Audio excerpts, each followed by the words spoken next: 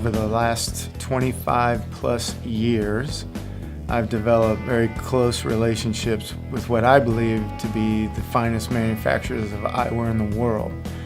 Everything is 100% handmade in Japan, and the reason that we like working there is their quality, in my opinion, is the best in the world.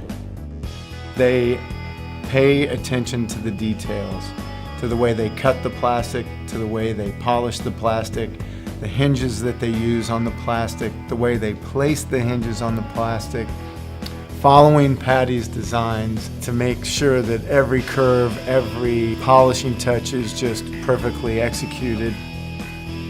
There's a really intense inspection process that goes on in Japan. It goes through multiple stages of inspection. Every detail from the angle of the temple, the panoscopic angle, the fit of the bridge, the angle of the nose pads, the temple tip-to-tip distance from the top view, the face curve. Every single detail is inspected before it goes into a final QC process.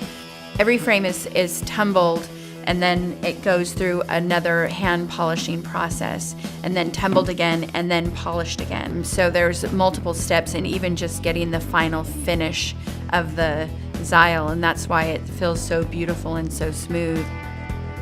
The process to make a frame can take up to 6 to 7 weeks.